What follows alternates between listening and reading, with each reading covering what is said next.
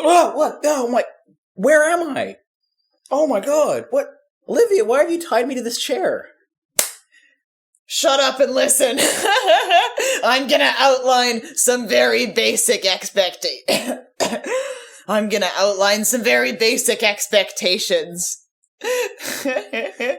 What is happening? You're a podcaster, aren't you? Part-time. You're one of those little fancy men who dances in front of the microphone for an audience. Olivia, you make the podcast with me. What's happening? You dispense ideas all over the world, don't you?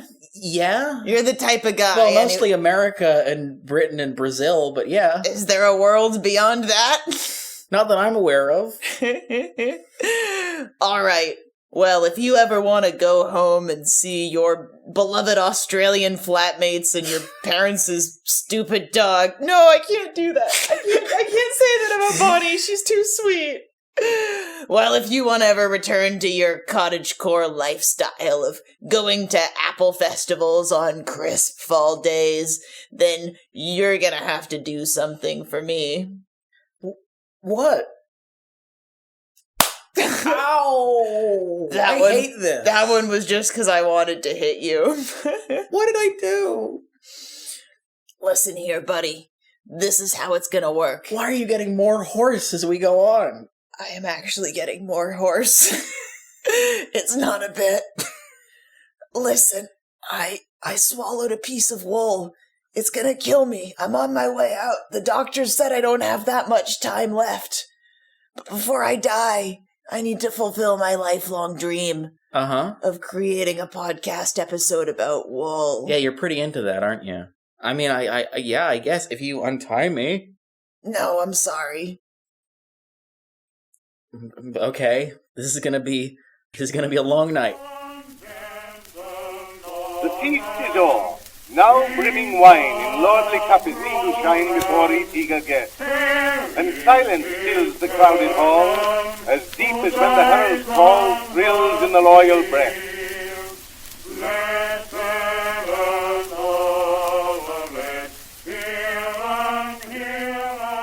Welcome back to the Weird Medieval Guys podcast. I'm Olivia, and this is Aaron, a sheep in my flock.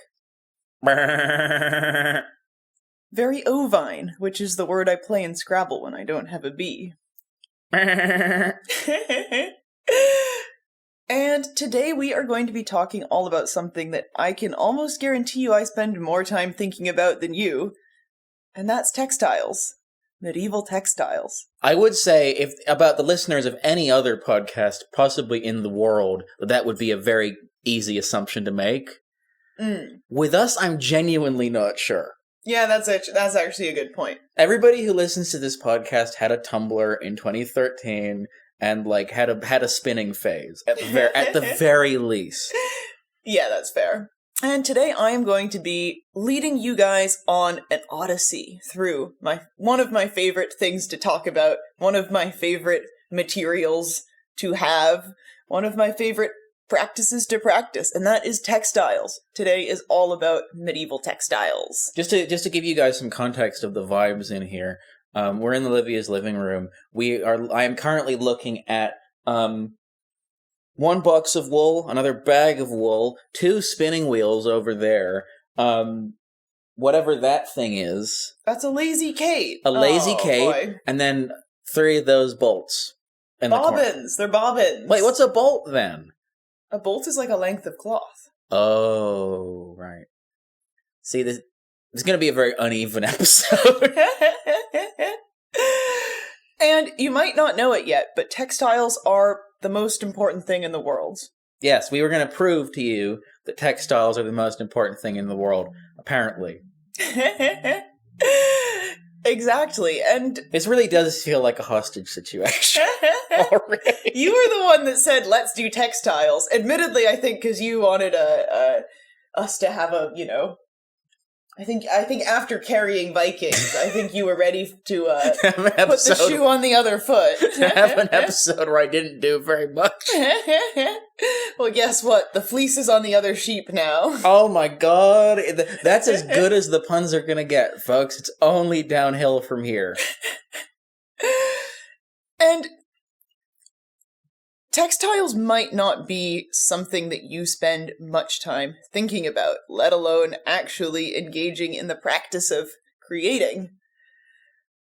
And I think that's a big part of why I wanted to talk about them in this episode, because this is a topic, a material, a thing that has, in my opinion, shaped an amount of human history and culture that is much, much greater than many of us often realize. And I mean, think, for instance, of the number of textile-related references that we use in everyday speech. I mean, just planning out this episode, we would continually say things like, oh, what's the common thread? What's the thread? We're weaving together. Yeah. All of these ideas. We're spinning a yarn. Yeah, you're spinning a yarn, absolutely. I think, and a lot of words that aren't explicitly textile, that you might not think of as being explicitly textile related, in fact are. So here's a few more. The word heckle comes from a process of extracting flax fiber from plants. Shuttle, like space shuttle or any other kind of shuttle, the original meaning of the word comes from a part of a loom. A rocket as well comes from an Italian word that means bobbin. Words like, for instance, invest or divest. What does that have in it? Vest. Oh my god. Is that really a thing? Yes, because fabric and clothing and fashion have an absolutely massive amount of social power and social weight, and so to don the garments of power, or to bestow the garments of power, or the clothing of power. Investiture. Exactly. And plus, they won't let you into the stock exchange unless you're wearing a particular fine vest. Yeah, so when you invest in something, you are literally donning it as clothes, and then when you divest, you are taking off those clothes. It's getting late. I'm going to invest in some pajamas. Exactly. I mean, the word text is a fabric-related word, because it comes from the word textile. Textiles. Wow. Why? Because a text is a weaving of words. Like, it is a tapestry of words. That is that is the origin of the word text. And so I think that we think of, and I mean, especially with regards to storytelling and narratives, textiles often feel like they are an amazing metaphor for this sort of active genesis, because you can spin a yarn, can't you, as well? Weave a story. Yes. The word clue as well. I don't know if you saw that I tweeted about that, actually. I don't read your Twitter. Oh, this is really interesting. This is one of my favorite ones, the origin of the word clue. So, clue originally was a word that meant a ball of yarn. And it was spelled C-L-E-W. And it's a word that etymologically is related, I believe, to words like cluster. So it was a word whose initial sense had to do with, like, wrapping or mixing, or sort of like, I don't know, agglomerating things together, and then took on a more specific meaning of ball of yarn in the Middle Ages. And through association with the myth of Theseus having been given a literal clue from Ariadne as to how to get out of the labyrinth, this extremely evocative image of a thread being used to guide him out eventually was what gave the word its current meaning. Last few word ones, because I think these are so much fun. These are fun. I like these. They are really fun. In fact, I'm going to gamify it. You're going to give me a word, and I'm going to try and guess what the etymological relationship is.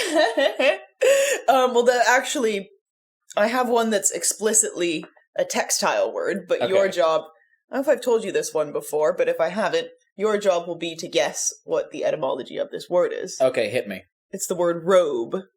Can you give me a clue? No pun intended. You shouldn't be trying to extend it, you should be trying to shorten it. Row? No. Obe? No. Ob? No. O? No. B? No. I can't shorten anymore. The word robe only contains one, other word within it without rearranging any of the letters. B. Oh, actually two. Damn it. What is that? It's Rob! I'm sorry, I didn't think it would... No, sorry. I was going to say, I didn't think it would take you that long to get it. No, keep that in. No, so the word robe, as in the garment, literally comes from the French word robe, which meant to steal, because clothes were so precious and so valuable that they were one of the most frequently stolen items. And that's why you have, for instance, a wardrobe or a garde-robe. You gotta guard your robes. Or ward them. Wow. And so, and people's surnames as well, especially in the Middle Ages, which I think we can generally agree is the genesis of the surname in the way that we think of it today. A lot of people had occupational surnames, so surnames that related to the job they do. Cooper makes, I think, hoops for barrels, which is, probably not monotonous. Not to be confused with hooper, which means somebody who's very good at basketball. And so you have surnames such as Weber is a weaver, of course, and you have surnames. You've got Fuller is someone who works with fabric, Draper, Taylor, of course, Mercer, and interestingly, Middle English preserved to an extent the Old English construction of having a feminine gendered suffix in the form of anything that ended in ster would be a feminine occupation. So spinster is therefore an explicitly female spinner, and a webster is a female weaver. Dexter is a female dyer, someone who dyes fabric, not who kicks the bucket. That would be the milkmaid. Well, that would be the cow, actually. I was saying the milk... Pretty shitty milkmaid. So yeah, and I think that's an interesting etymological construct as well, because you've got words like Baxter was a female baker, sangster, a female singer. So the words occupational surnames give us a really interesting look into what kinds of jobs women had in the Middle Ages. And in a lot of folklore and art, you often see textiles as a motif. So thinking back as far as the ancient Greeks, you have instances like the three fates, the Moirai, three women who literally spin, measure out, and cut the thread of your life. So the textile, the fiber, is life. A motif that reoccurs suspiciously similarly in Norse mythology as well. The Norns. The Norns are essentially a more sort of sinister version of the fates. But again, it's women. Yep. Women definitely do control my fate. Truth in mythology, once again. And in the Iliad, you have the wife of Odysseus, Penelope, who is depicted as faithfully waiting at home for her husband, and in order to stave off all of these unwanted requests of marriage, so that she doesn't have to capitulate to them, she says that she is weaving, I believe it's her marriage veil, and that she won't marry until she finishes this piece of weaving. Sorry, boys, I'm busy. Come back tomorrow. And so every day she weaves, and every night she unpicks what she wove so that she never has to remarry. In fact, in the Odyssey as well, Helen of Troy is depicted as spinning with a golden spindle. And this isn't just folklore, actually. This is something that we know. These are golden spindles made of gold, or objects that we know for a fact that ancient Greek women would give to each other. I'm putting my hand up. Breaking the fourth wall for a second here. Explain to our audience what a spindle is. Because it is not necessary. Most people who listen to this podcast will have only encountered it in the context of folklore. So what does a spindle do? So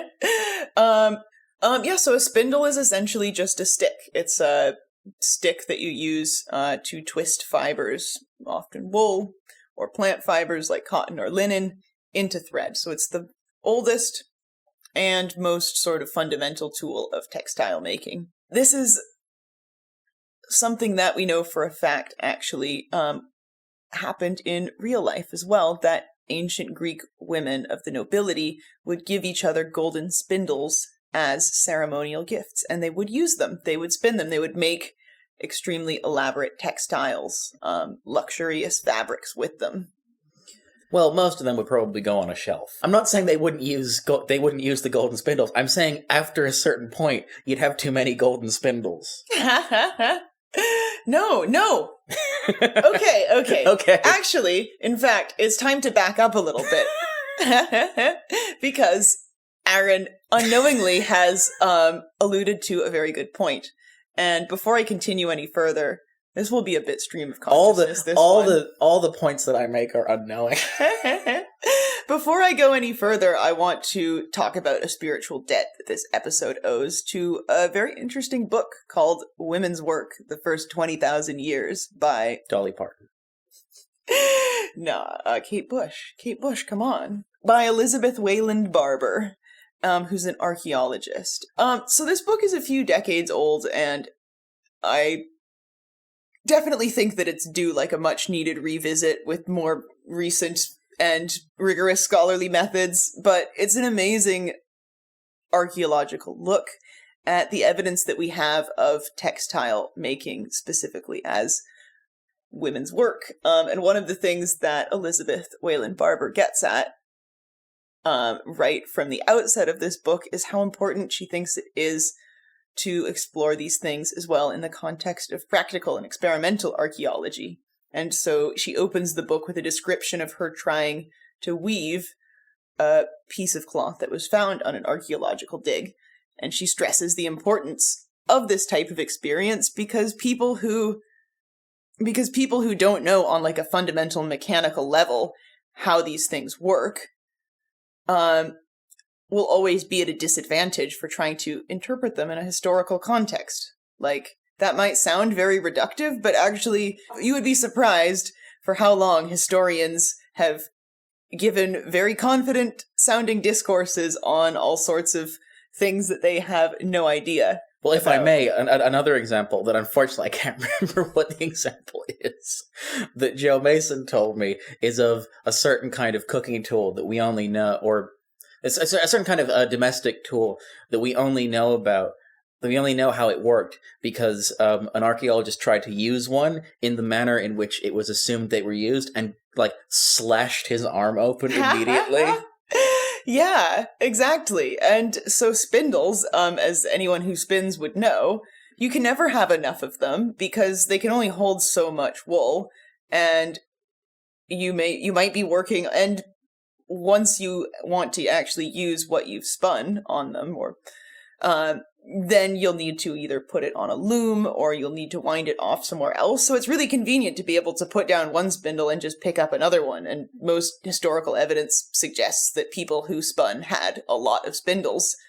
And I don't think there's any reason to doubt that women who were given lots of fancy spindles would have had use for them as well. Best me told. And although Elizabeth Wayland Barber doesn't talk at all about the Middle Ages in this book, the first 20,000 years encompasses, by her estimation, a period of time that ends with ancient Rome. I think it's a really good book for understanding the historical origins of textiles and the conception of textiles as women's work. Because this is an association that's existed for as long as we've had evidence of textile manufacture. Because there are archaeological finds where women's skeletons showed patterns of wear that were unique to people who would be using the types of looms and types of textile making equipment that they had at the time. And Elizabeth Wayland Barber's sort of case for why this association between textiles and women took shape is simply to do with the different expectations that befall someone who raises children. Because if you have a baby at home, well, first of all, you don't want to be going out and carrying that baby all over the place. And second of all, children are erratic. They are often very low in reserves of self-preservation instincts. They make a lot of noise. They need constant attention. And so... make a lot of bad decisions. Yes, exactly. And so spinning and weaving are things that are as essential for the family more or less, as finding food, but they're things that can be done very easily with equipment that does not break very easily. They're things that can be put down at a moment's notice. They don't require a massive amount of concentration. You can be rocking the baby with your foot while you work on something else. And so, of course, although that is largely conjecture, it is still absolutely the case that we do have this really long-standing association with spinning and weaving in particular as being the sort of quintessential domestic arts for women at all levels of society. And so often we have information about these in reference to them being these quintessential domestic arts, things that are symbolic of being a model woman and a model wife and a model homemaker. So Penelope is shown as being diligent and faithful because she's willing to work at this continual, repetitive, ostensibly very boring task. Ancient Roman women as well would often boast about their skill in spinning. Julius Caesar's wife talked about how good of a spinner she was. We have examples of graves in ancient Rome of women that have inscriptions that say she was a good spinner, which I think on one hand you could say, well, that's a bit sad that a woman's life would be reduced down to that. But to the extent that this was set as the, benchmark for what defined a good woman and a virtuous woman, this was actually an extremely favorable compliment. And if I might state the obvious here, these are women, especially the ones you're talking about right now, who don't have to know how that works and don't have to do it because they are wealthy women who live in a urbanized society. They could just buy it. The fact that they know how to do it and boast about it suggests that it is, as you say, a normative thing. Yes, absolutely. I think the fact that we have a lot of evidence that women would partake in these activities, even wealthy women, and that wealthy women would still do them, but in this ritualized way of using your golden spindle and perhaps making an elaborate piece of, patterned silk fabric or something.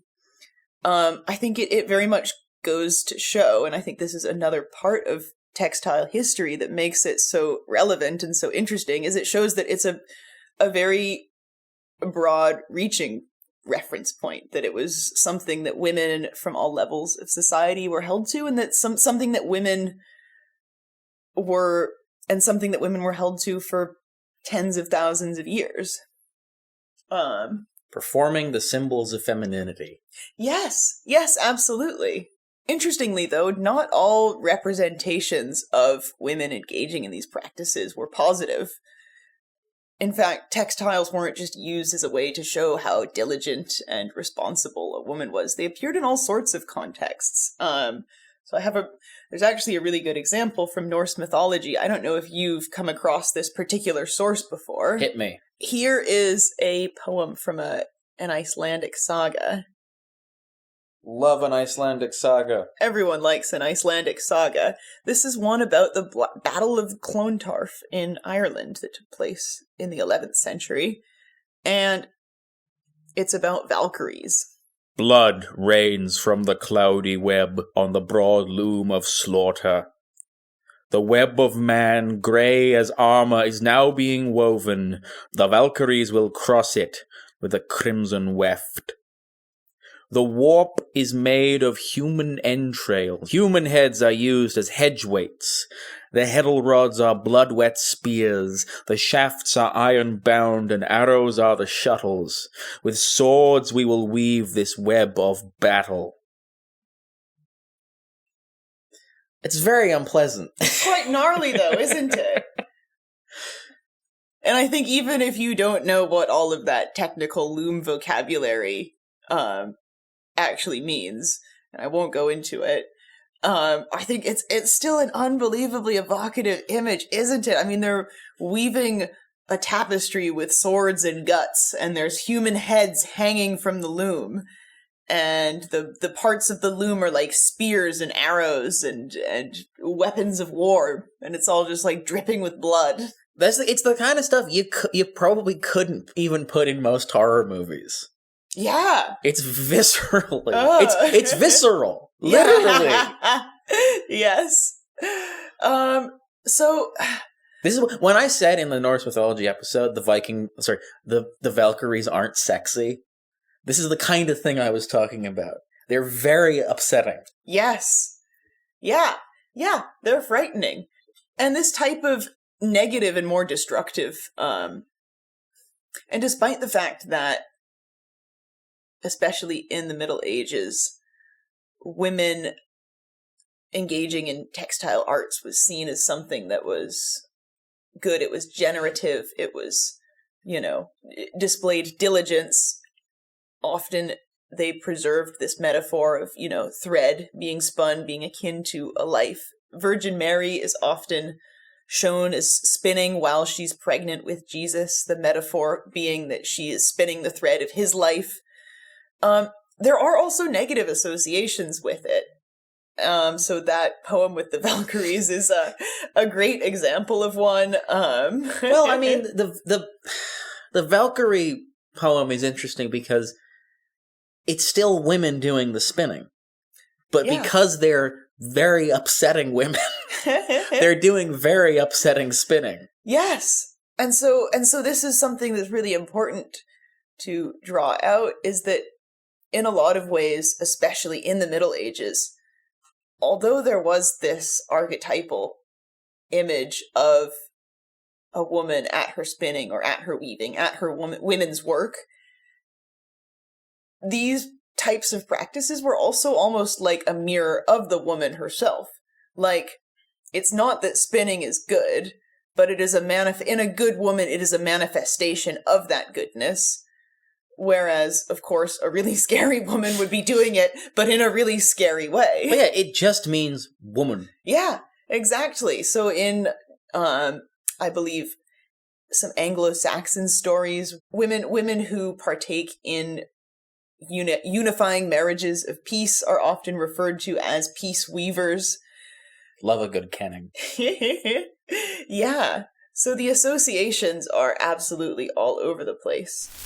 On gentle Norland, Prince of Roland, there is his German, who dies on the field. Why then is there such a strong association between femininity and like textile manufacturing? I mean, you've already mentioned a couple, like this is the kind of work, the thesis that this is the kind of work that a woman could do at home. And then there's also something as well that you've kind of touched on about the making of things being a generative act and creation being associated with the creation of life. But is there a sort of unifying theme here? I mean, as you just said, these are things that could be done at the home. And in general, the medieval conception of gender roles is very clear about where women belong. Yeah, in fact, medieval society, very explicitly, because we have advice books and poems that wrote about this, would say a virtuous thing for a woman is to be at home and to work. And this was often tied up in conceptions of maintaining these roles that the genders had that were given by God, and maintaining a sense of purity around these roles. So I read a really interesting paper, which I partially agreed with, partially disagreed with, about male and female spaces in the Middle Ages. One of the things I agreed with was that there was a conception that the feminine space was the familiar, it was at home, it was maybe your village or your quarter of the city, but that it would be extremely inappropriate for a woman to go beyond the boundaries of these so-called feminine spaces. If I may come in here with a general historian's point, the thesis of the general arguments about female and male spheres are all well and good to talk about, but pretty consistently throughout history, that gets harder and harder to police the lower down the social stratum you go. And so you do tend to see just in pretty much every era of history where there are these very strict ideas about male and female spaces, you do just see less practical enforcement of that among working class people, because somebody's got to muck out the goddamn pigs. Oh, definitely. And I think the things, domestic work and domestic labor, are things for which we will always have both very little in the way of archaeological evidence and textual evidence. But we can infer from, like, even in the modern era, What I mean to say is that just because people were writing about these things didn't mean they were being stuck to, religiously. But I think in terms of how a narrative was formed around what women should be doing, these ideas are very important. I mean, for instance, in the trial of Joan of Arc, they asked Joan about how much time she spent in the fields and whether she spent any of her time herding sheep, and she refuted that she did. She said, no, I would stay at home doing my spinning. And so that was clearly something that was important for them to try to draw out, because it was seen as, where a woman spent her time was seen as something that very much characterized that woman. The thing that screwed Joan of Arc, whether it was her going out to the fields or the fairy tree, is just that whenever a sort of official orthodox an official orthodox lens is applied to folk culture, it usually finds it wanting. Well, yeah, I think we talked about that quite a bit in our episode about witches and priests who find people's linens using trickery in exchange for sexual favors. Medieval wizard Poirot. Exactly. And more importantly, like, an extension of this framework, which was, of course, not always broadly adhered to, completely adhered to in real life, was the idea that if a woman needed to go out into the world beyond, so the so-called masculine space, there were correct ways that she should behave herself in order to maintain her separation from it. And so, for instance, like, if you're going out into the fields, you should have a man with you. If you're traveling, you should be traveling for the right reasons and have a man with you. If you have to go out into the city, then you should not make eye contact with anyone and don't talk to anyone and just do your business and go home. Don't go to the pub. Don't go to the pub. A lot of these advice books are very specific about whether women should go to the pub, and the answer is usually no. And my eyebrow is raising again, because one of the good rules of thumb that you can use as a historian is that if something is explicitly prohibited, it was definitely happening. Oh yeah. Here's a good poem, a 15th century English poem called How the Good Wife Taught Her Daughter. Here's a stanza from it. Go not to the wrestling or shooting at the cock, as it were a strumpet or a gigalot. Dwell at home, daughter, and love thy work much, and thou shalt, my dear child, wax the sooner rich. A merry thing 'tis evermore, a man to be served of his own store. And then she also says, how's she going to find a man if she doesn't go where all the men are?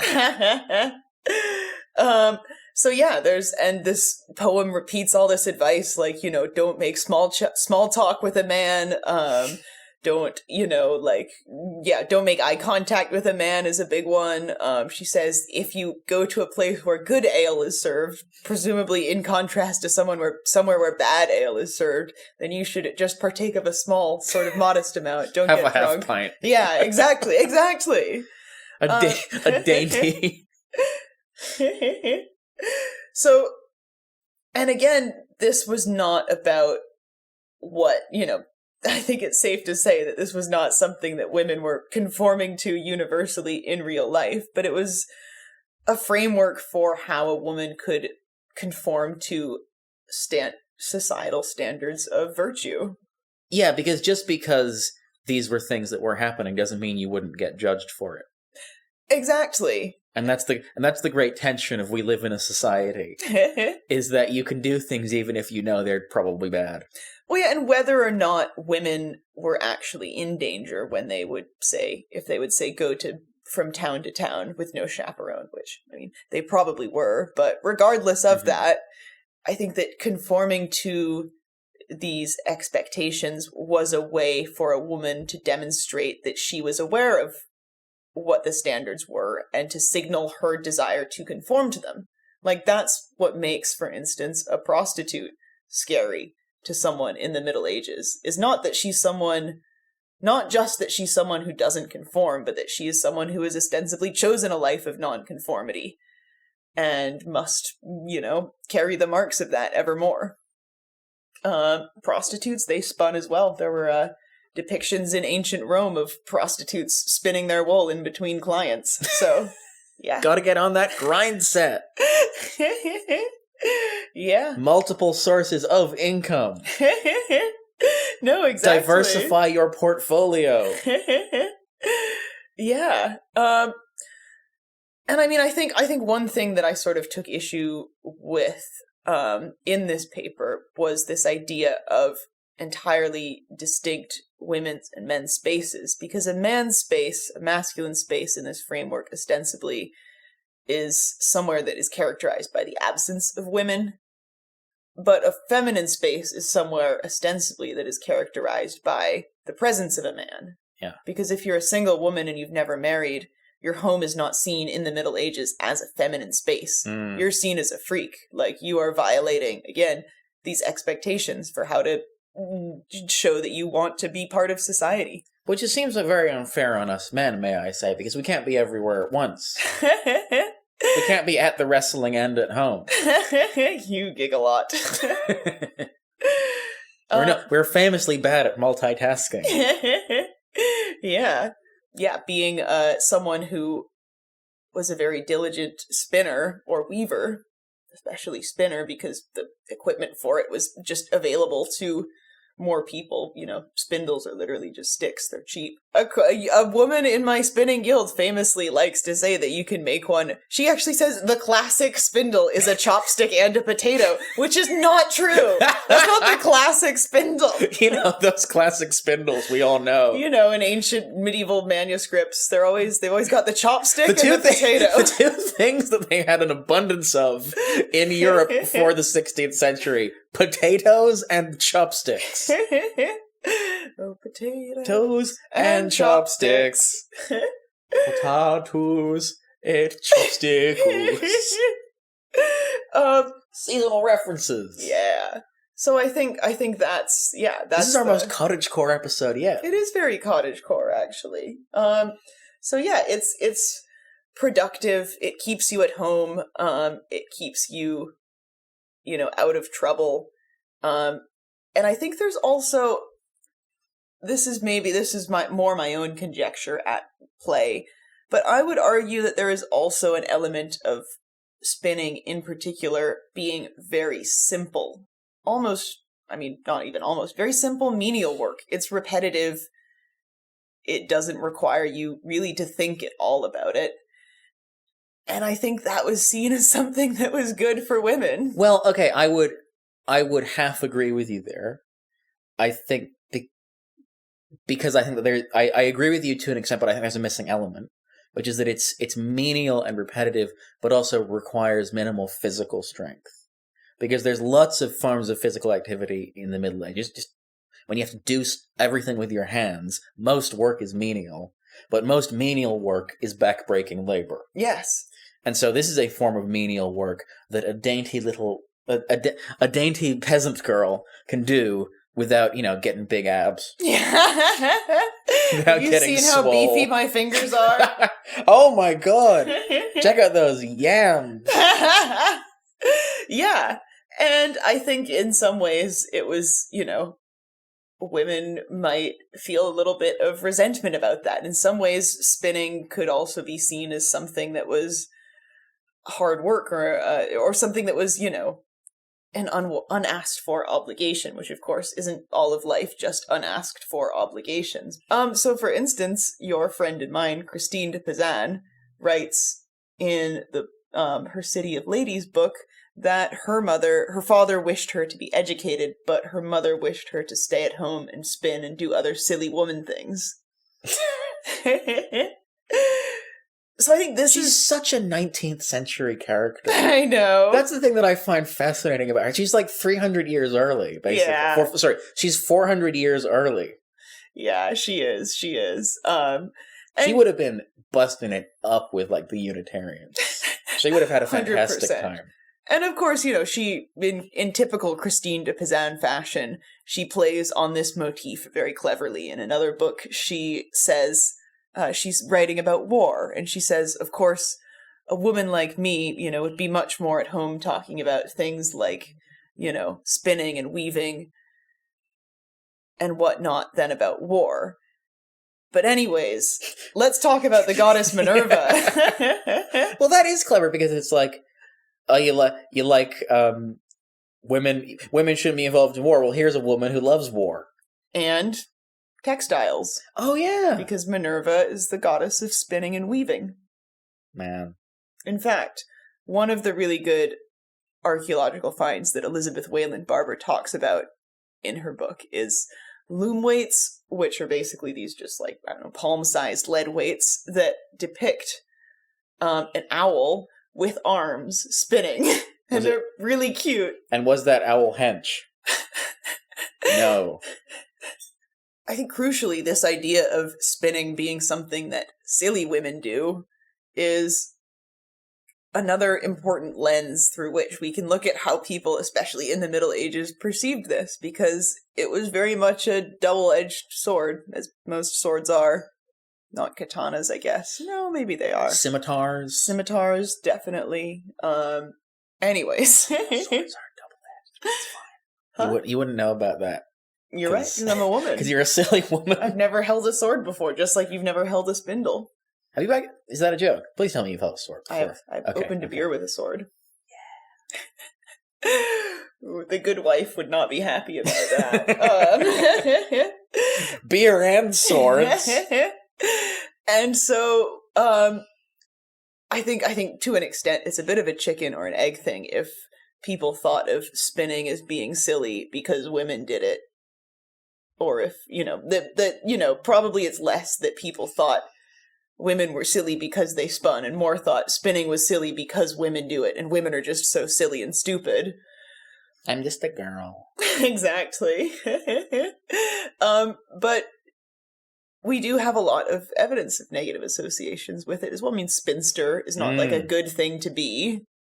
Spinning a yarn is like making something up, which comes from a strong medieval association between spinning and gossip. So a bunch of, one woman is sitting at home alone spinning is like, okay, but clearly two women sitting together spinning, like they're cooking up trouble.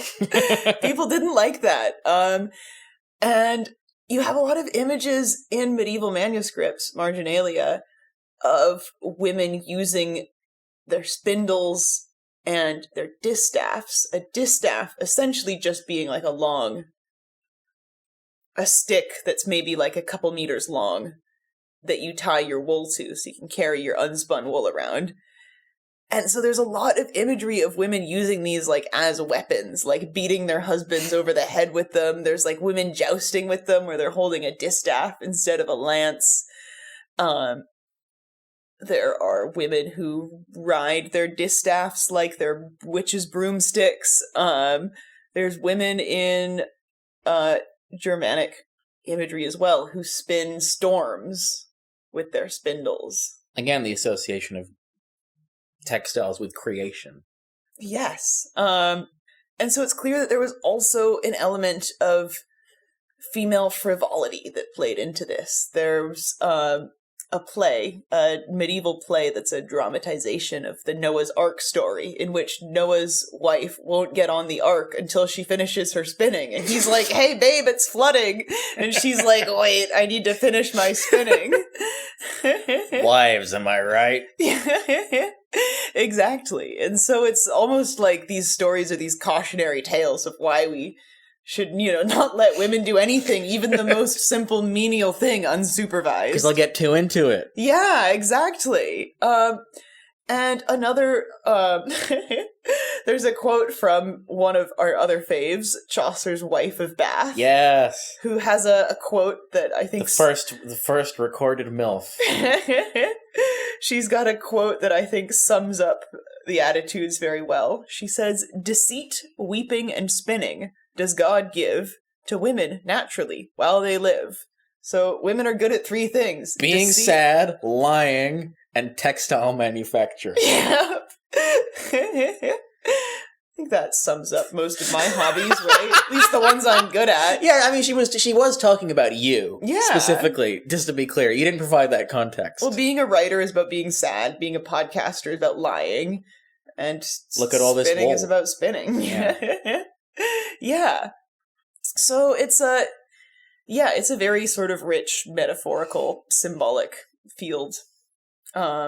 Very fertile, symbolic ground, I should say.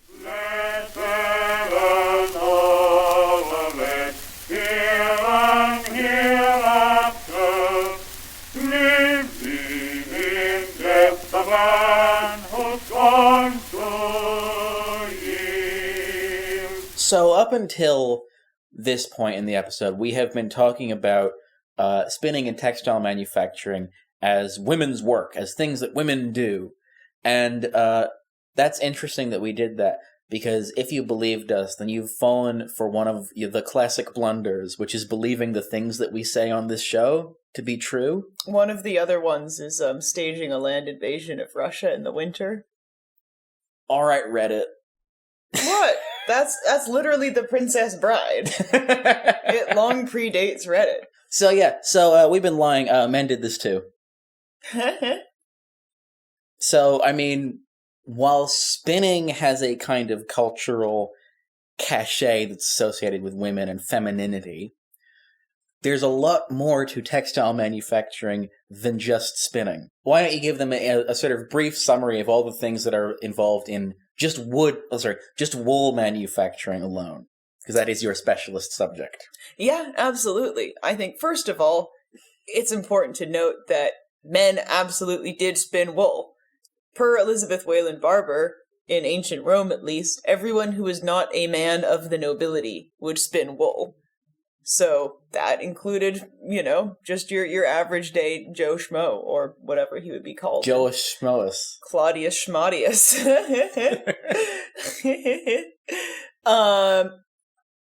But, yeah, of all of the stages, so textile manufacture, believe me when I tell you that it is labor-intensive. We were just discussing this at my guild today. Yes, and I was there. Yes, and someone was estimating that for any given garment it would take, in terms of purely the labor involved, a minimum of 100 hours from, as she said, the sheep's back to your back.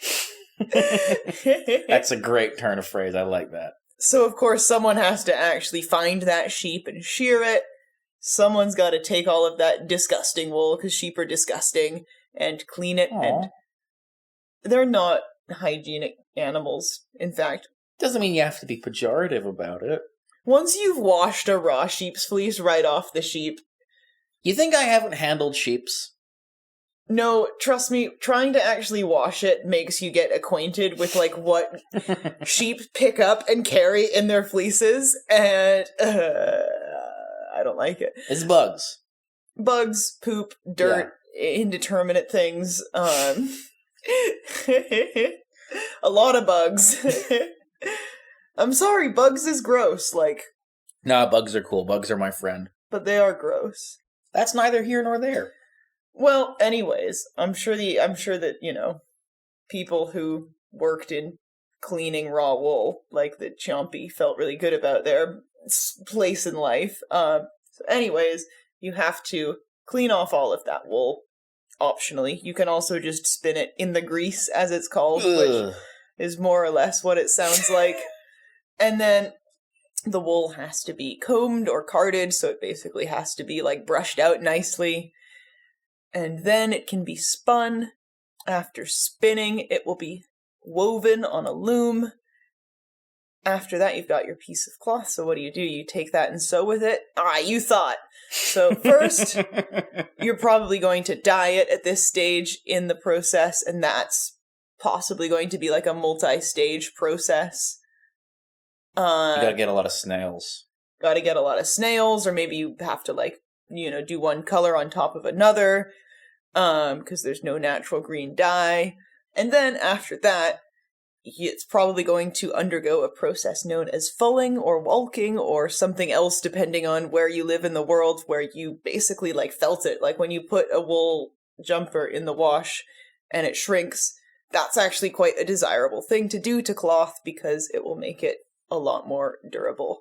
And then you're probably going to raise a nap on it. You're going to take like a brush and brush it, like a wire brush, and brush it over the surface of the fabric to even it out, to make it really fuzzy. And then you will go over that and shear that fuzz down to make it uniform and get it to your desired thickness. And then you can cut it up and sew it into a garment. So yeah, no wonder people were worried about their clothes getting taken off them, right? Like, that's a lot of work. That sounds nice and easy to me. So that's a lot of stages, but it doesn't tell us a lot about who is responsible for doing all those stages. So my first question to you is, did everyone in the Middle Ages do all those stages themselves? I think anyone who lived rurally very likely would have been involved in those stages.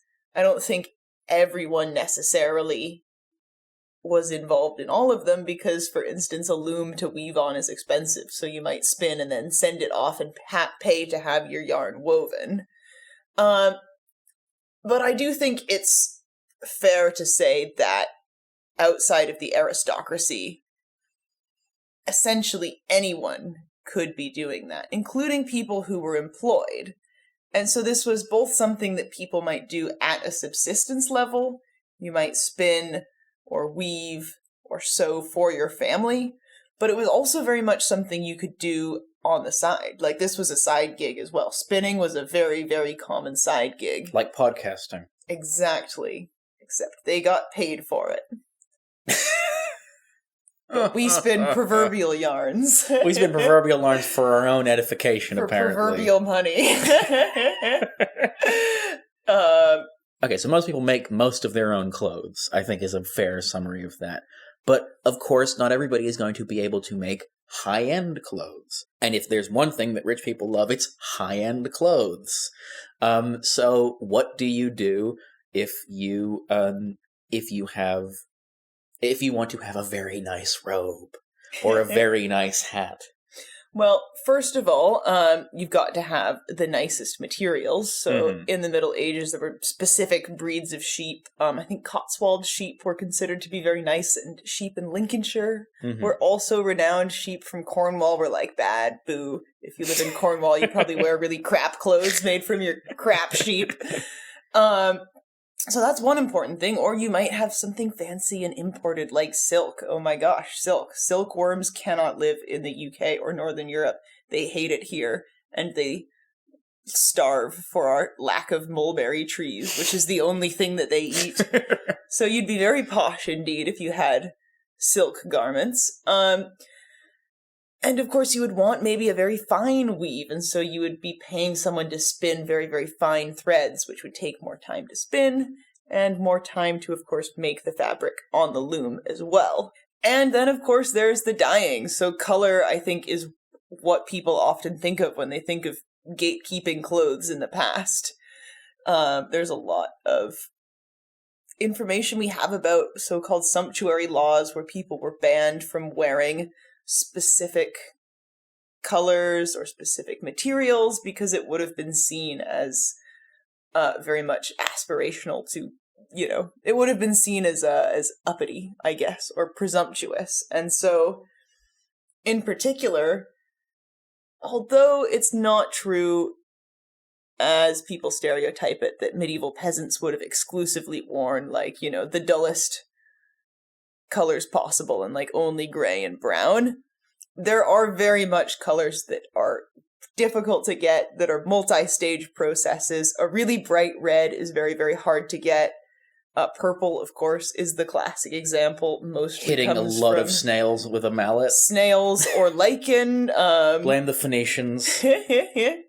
So actually, if you lived in Scotland, I think there's a decent chance you could have had some sweet purple digs, because lichen grows very abundantly. And when you're on a trading mission to I don't know, like Gothenburg or something, it's like, oh, is that authentic real snail purple? You'd be like, yes. Well, that was one of the motivations for Spain colonizing the Canary Islands was the preponderance of purple pigment-bearing lichen.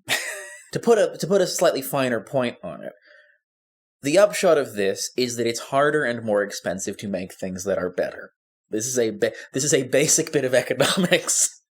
Yeah. And so ordinary people who have other stuff that they need to do are probably not going to do all of this. And also, to do this stuff to a very high standard is going to require a certain level of specialization. If you want the finest purple robe, you're going to want to get somebody to dye it who only thinks about dyeing. Absolutely, and probably someone who only thinks about dyeing purple. Like, the level of specialization that people can attain is impressive, especially when the stakes are very high, because having already, described the amount of work it takes just to get to the dyeing phase, you don't want to screw up at that point, do you? Then you're really in the hole. And so these like two kind of basic laws of economics have a cascading effect that lead to two main things, if I may. Number one, it means that the production of high-end clothes is a supply chain. We talked about this over a year ago. Yikes. In the Florence episode, but to recap this very briefly, every state in a major sort of wool manufacturing center like Florence, every stage of that process is handled by a different person. So there's a very good chance that wool is being imported from somewhere like England. Got that good fancy Cotswold wool. Yes. Then it's being transported, via the ports in the Netherlands and Flanders. The Low Countries. Then you're going to have people who are just wool carders, who card wool every day. There's Fuller. So Fuller Yes. was really important. The guy who, pounded your wool to make it, felt together. That was, one of the most important stages. The important thing to remember about this is that these supply chains are decentralized. They're not vertically integrated. Vertically integrated means, again, that there's a controlling mind behind all the sort of chain, the steps in the chain, and that one company handles, the collection of the wool, and then also the refining and manufacture. This is a bunch of middlemen stacked upon one another, and each of these middlemen has their own, in most cases, has their own guild. Not the workers, just to be clear. If you're a wool carder, you don't go to guild. They were very clear about that. Only certain professions could have guilds. But point being that every stage of the process, there's a different guy who you have to negotiate with. Absolutely. Which drives the price up more. Yes, and I think to me, it's so funny, as an aside, that, one of the main reasons why the Middle Ages had this for a lot of the Middle Ages, there was a lack of these vertically integrated supply chains was because, bookkeeping technology or, knowledge had not evolved to that point. You couldn't have those economies of scale that you would need to manage that process. Yeah, there was just, accounting did not exist in the sense we think of it today. You would maybe have, you just have, a bag of money and you just, count out your money. Yeah, the Florentines came up with it and just, instantly revolutionized. That's how they won. They were like, you should write some of this stuff down. Yeah. Yeah. So that's the first kind of effect of these economic principles, is these creation of these supply chains with multiple parties. The second one is urbanization, because, as we just talked about, you don't have the economy of scale to manage a complex supply chain from beginning to end. What that means is, the wonderful world that we live in, right, of endless Microsoft Teams meetings, means that you can very plausibly hire somebody who does not work for you, who does not work in the same city that you do, or even the same continent, if you want to get really freaky. What that means is that you have the technology of, to use Microsoft Teams as an example, allows you to monitor their output in real time and make sure that things happen the way they're supposed to. In the Middle Ages, that doesn't happen. Yeah. Because you don't have double account bookkeeping, and you don't have, easy long-distance communication, which means that you can't run a company effectively over that level of, over a large distance. Which means that it's very helpful if economic activity is all in one place. you want to check if your supplier is going to deliver you the number of bolts of fabric he told you he would, you run down the street and you say, "How are things in the workshop?" Yep. You can't do that if your supplier, or it's hard to do that if your supplier is 2, 3, 4, 5, 6, 7, 8, 9, 10 towns away. Yeah. So the fabric industry has this kind of centrifugal effect where economic activity gets more and more concentrated. And that, in a sort of weird irony, then bounces back and creates more demand for exactly the same kind of luxury good that that supply chain system created. Yes, absolutely. And fabric is also, I think, it really was the commodity of the Middle Ages, especially in, it was the domestic product of certainly England and a lot of other countries in Western Europe, because of course they could import spices and those were highly sought after. But fabric has specific qualities that make it very good as a commodity. Well, first of all, in addition to the fact that fabric and clothing make for a very useful form of conspicuous consumption, so to speak, the idea of buying and consuming something to display your real or desired social status. So, in short, by having more clothes and nicer clothes, you could make yourself look super cool to your friends. Or you could buy a gigantic yellow monster truck, like that guy from Better Call Saul. Exactly. But I think the second part of this is that in relation to things that the average person, types of productive labor that the average person can take part in, say, in comparison to agricultural labor and its fruits, literally. I was about to say. Fabric is much, much easier to buy and sell. If you grow, extra apples at your farm, then, the value of those apples is going to be limited by how long you can store them for, how difficult it is for your neighbor who you're trying to sell them to grow their own apples, being able to find a market, essentially, for those things and get a good price for them. Whereas something like fabric, or specifically for fabric, garments and fabric can be kept indefinitely. They're very efficient to transport, especially if you think of it in terms of a cost-to-weight ratio. Like, one apple versus an equal weight of fabric. The value of the fabric is going to be much, much higher, probably because the apple is 99% water. And also because, to be really blunt, apples, it's okay if fabric is transported slowly. Yeah, exactly. It is not okay if an apple is transported slowly. And you can throw fabric around. The throwing fabric around will not decrease the price in the same way that throwing an apple against the wall will probably knock off a few pence at least from what you can get for that apple. And then in comparison to other luxury commodities, say jewelry, the materials that you need to make fabric are very widespread and relatively cheap compared to, say gold or gems. And the materials you need to process them are also widespread and cheap. Yeah, the expensive part's the labor. The expensive part is the labor. So the raw materials, if you want to make, say, a diamond ring, actually they didn't do that in the Middle Ages, they couldn't cut diamonds yet. If you wanted to tie a gigantic rock to a ring and then offer it to your wife, she would be like, "What the fuck, babe?" You put it on her hand and she just fall to the ground immediately. The old ball and chain. That's staying in. Actually, you know what? The raw materials for the ring are going to cost you a lot more than the raw materials for the fabric.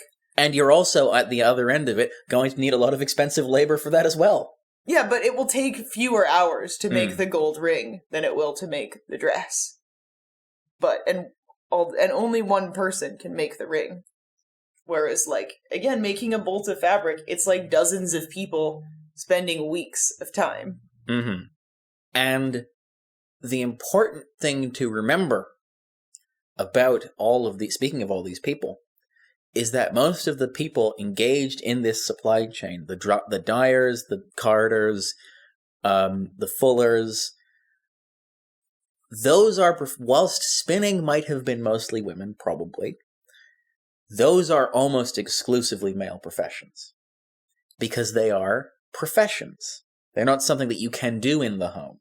They're not domestic labor. You want to put a dyeing pit in your living room? Okay, man. Those things absolutely stink. I don't even want to talk about some of the smells I've smelt while dyeing. This is the thing, is people think that if you dye with plants like natural dyeing, it's like the equivalent of like making tea. Yeah. Like, well, let me just say this. One of the most commonly used chemicals in dyeing before the age of synthetic dyes was piss.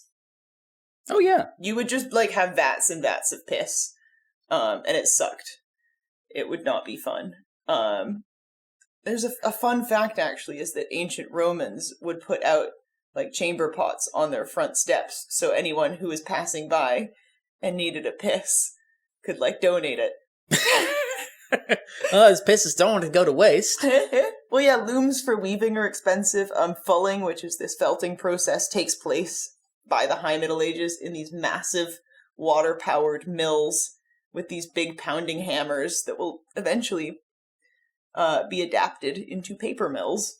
And again, like, I cannot reiterate enough that, like, men were spinning. We have the hard evidence that men were spinning. But women are also doing it. Women are also doing it. But I think, interestingly, like, it's more often with men that we see it listed as a job. I think, like, you know, making it going pro, essentially, like, as a woman, it would be, like, antithetical to, like, what a woman's supposed to be. Like, she's not supposed to have a business sense, you know? She's not supposed to, like, talk to people. Those two factors of urbanization and supply chains made it inevitable that those were going to be male-dominated fields, because they require you to enter spaces that are traditionally the domain of men, which is cities. Yes. And the outside of your own home. You know, a man might be spinning in his own home, but he's not occupying a male space while he does it. He is simply a man at home. Yeah. Whereas a woman going into a male space, as we've alluded to earlier, that's dangerous and weird. And you're probably a prostitute if you do it. Yeah.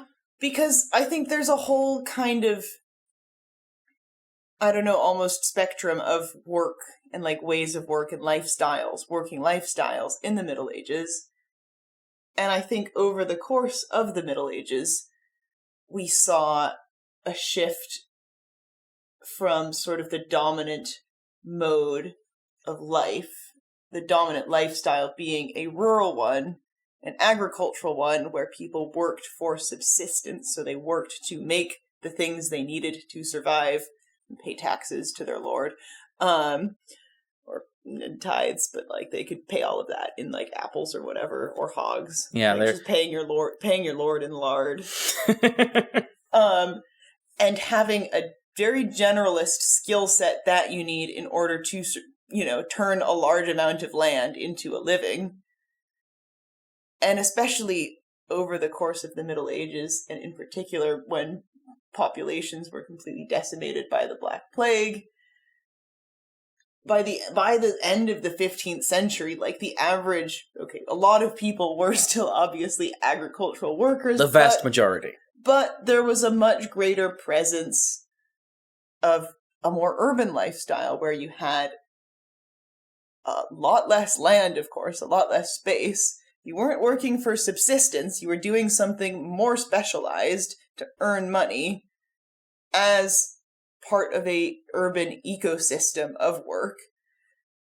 And I think that, unfortunately, like, that, the latter sort of lifestyle was seen in general as antithetical to like what a woman should be up to, and antithetical to like the feminine virtue of like staying at home and laboring for your family, you know, to create things for them, to keep them fed and clothed.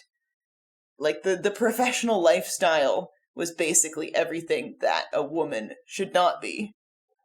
And so these professional spaces, you know, again, were seen as spaces that were antithetical to femininity. It was seen almost like, you know, having women in these spaces would taint them and also taint the woman. Or perhaps the woman is tainted if she wants to go into a male space in the first place. Never in danger, quail our fathers. So, to summarize the points made so far, demand for luxury textiles created a self-sustaining feedback loop that increased urbanization, increased the professionalization of textile manufacturing. All right. Correct? Yes, I would very much say so. And furthermore, this happened despite this artistic and cultural history of depicting the textile arts as being the domain of the woman. In particular, as the demand for textiles rose, so too did the demand for new technologies and for new ways of automating these processes, which then further excluded women from the actual professionalization of the process. And although, of course, we can't categorically say men did this and women did this and there was absolutely no crossover, I think the point I really do want to drive home is about the difference between this ideal of course, textiles are things that women do at home in their womanly way, and the reality of the situation, which was that in a world that was rapidly developing a taste for more and more and more things, and wealth and luxury and goods and consumption and information, something like textiles that requires this absolutely massive investment of human capital and human labor, like anything will go. That and the urge, you know, the need for profit and the need to keep making and producing will always, I think, overtake the the need to conform to social order. In many ways, you might say, and this is pure speculation on my part, because I don't think there's enough. I just don't think there's enough in the source record to say confidently either way that the endurance of this idea of textile manufacturing being women's work is a kind of, you could see it as a kind of trad rev turn, like, you know, anxiety about the sort of the way that society was changing. And it's like, it's extra important that the women stay at home and do textiles because society is getting weird in ways that I don't like. Yeah. Yes, I think absolutely. And like they invented cottagecore as an aesthetic 1,000 years early.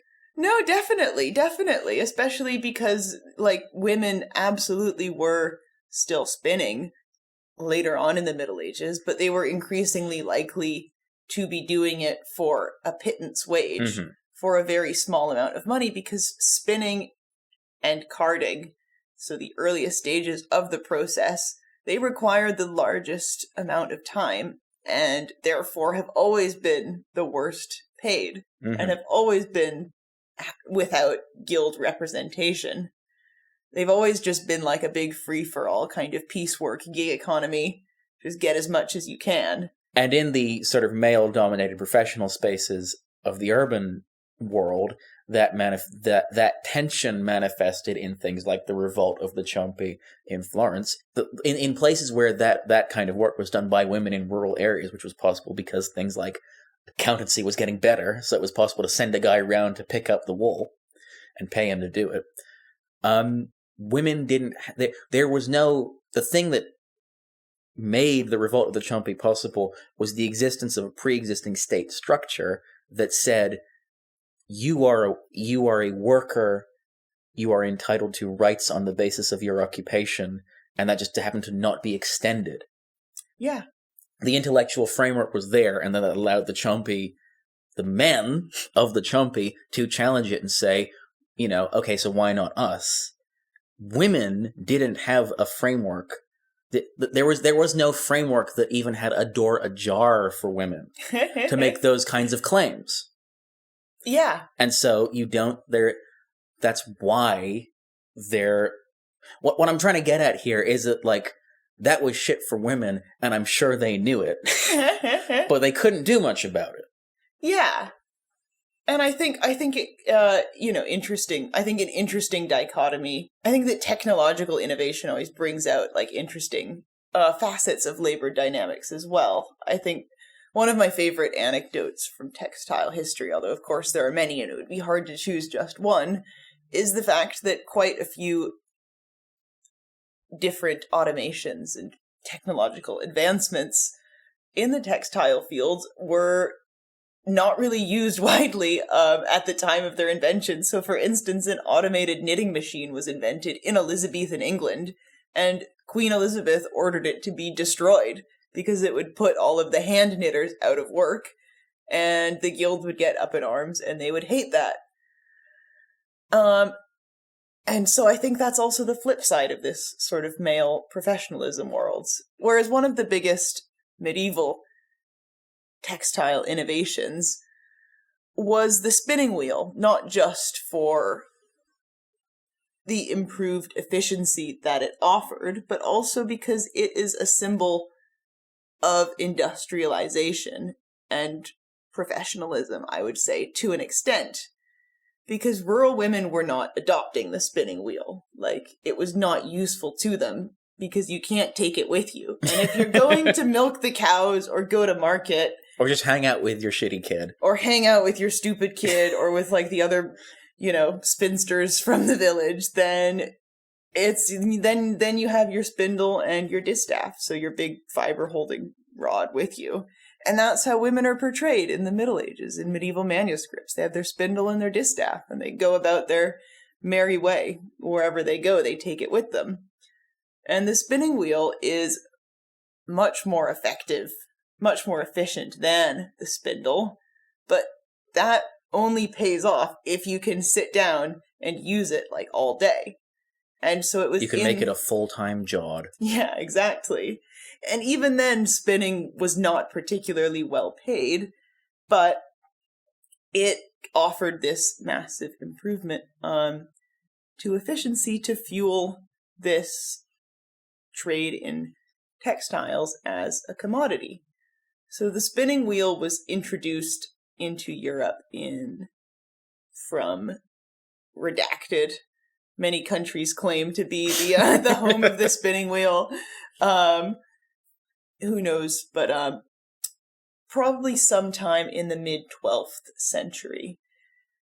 And interestingly, the spinning wheel, although it did take a while to become widespread and for there to be a need for this improved efficiency, the spinning wheel coincided with a few other very crucial technological developments. So around the same time, and interestingly, in many of the same areas that were known for having prolific linen production, paper mills sprung up as well. Paper in the Middle Ages isn't made from wood pulp the way it is today. It's made almost exclusively from linen, sometimes hemp, usually linen. And not just plain old linen rags, old clothes. So paper in the Middle Ages was mostly made, as it was, until basically like the mid-19th century, was basically made entirely from old clothes. Old linen clothing. And so it has been argued, I think you would probably have to do some analysis with data that doesn't exist in order to prove this. But it has been argued that the improved efficiency of spinning was one of the biggest reasons why the paper industry began to flourish. More clothes. More clothes, exactly. More clothes for cheap. And unlike previously, where you might have been incentivized to hold on to your clothes and fix them, and patch them as much as possible, you could flip them to the rag and bone man, ye old rag and bone man, you know? Yeah. And he would take them down to get made into paper. And it is this very specific medieval paper making guides say you can't use like the raw linen. You have to use it after it's like been turned into clothes. This is what we love of Weird Medieval Guys, everybody. An unfalsifiable hypothesis. Yes. And, of course, an extension of this hypothesis is the fact that arguably one of the things that the paper industry and the urbanization that corresponded with this massive increase in fabric production led to was the printing press.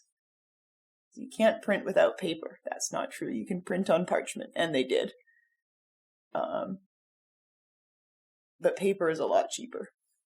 And if you're making a whole book, you need a lot of paper. Probably going to want to print on paper, because paper is like the spinning wheel to the spindle. Paper is exponentially cheaper than parchment. And it's also just well, actually, no, it depends on if it has a longer lifespan. Paper has a much shorter lifespan, but they didn't know that. Oh, no, I'm getting confused with papyrus. Papyrus has a much shorter lifespan. Papyrus is like 15 minutes. Papyrus is like 15 minutes. Actually, rag paper, so like linen paper, is like a few hundred years, and then like the shitty acid wood pulp paper that we have is like not that long. Oh, so I was right. Just a roundabout way. It doesn't give me any credit. But parchment is like, nothing will last as long as parchment that we know of. Give me some vellum. Yeah, no, it's there was a big controversy because like they stopped printing the Houses of Lords statutes on vellum. Yeah, which I think is sad because vellum making is on the endangered crafts list of endangered crafts. Yeah, well, I think the cows probably feel pretty good about that.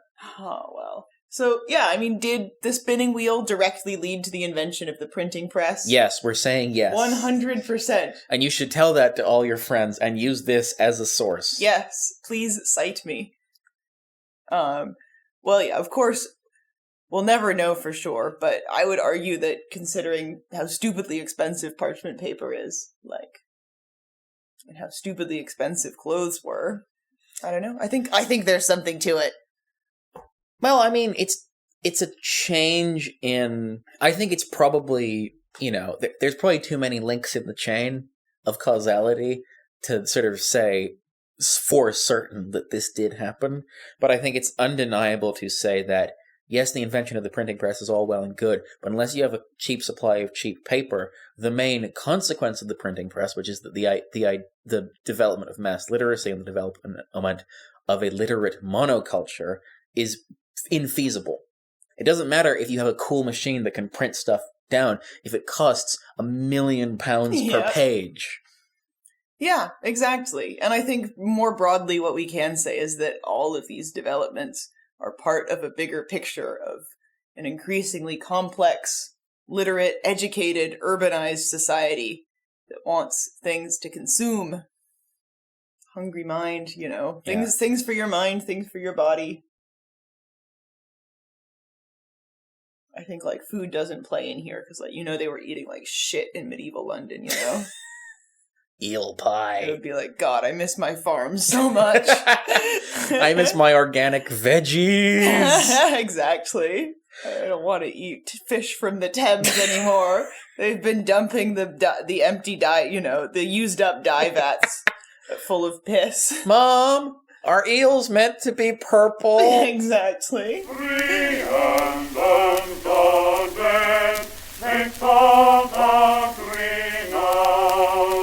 So, thank you so much for listening to yet another episode. No. Oh, wait, what? You have to say that's just about gonna do us. Yeah, okay, that's right. I'm sorry, but it would be wrong if you didn't. Well, that's just about gonna do us.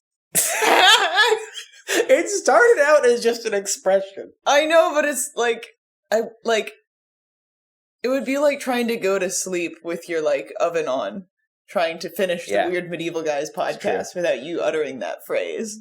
Well... well, the thing I say. Olivia, where can people find you? You can find me on Twitter at Weird Medieval or on my personal account at Olivia__MS On Twitter. on Twitter. And you can find me at Aaron P. Tappers on Twitter or on Blue Sky at Aaron.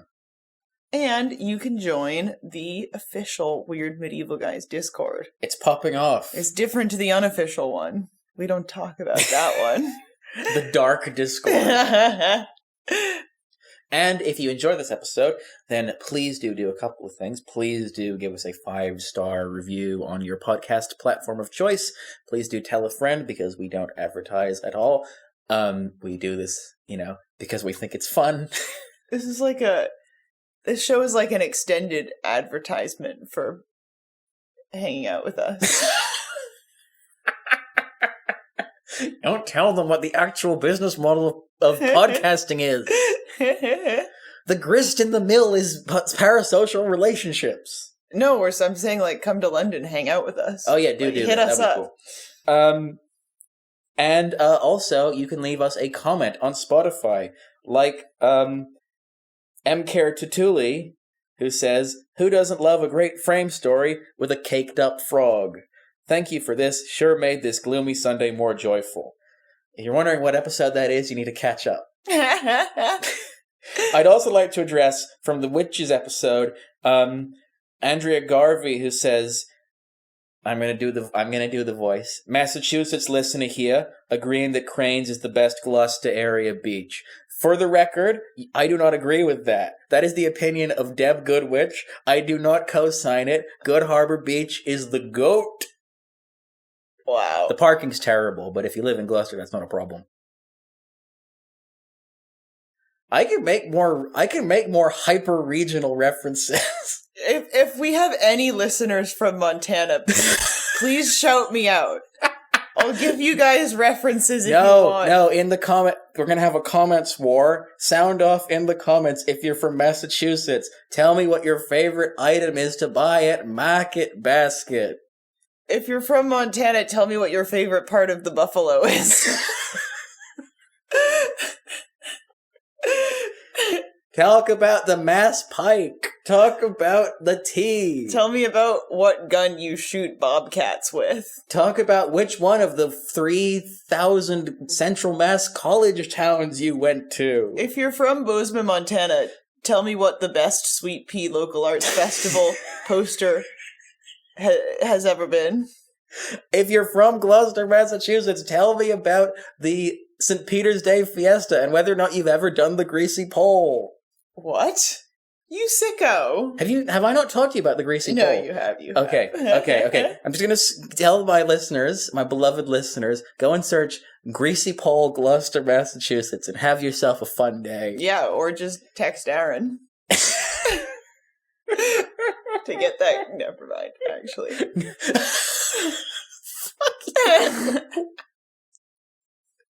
This is all staying in, by the way. Oh yeah, I was imagining this fading out while the outro music fades in. Oh yeah. Yeah, but you have to leave in me saying this should fade out as the outro music fades in, and fade the outro music in, so it's meta. All right. Okay. Take it easy. Yankees suck.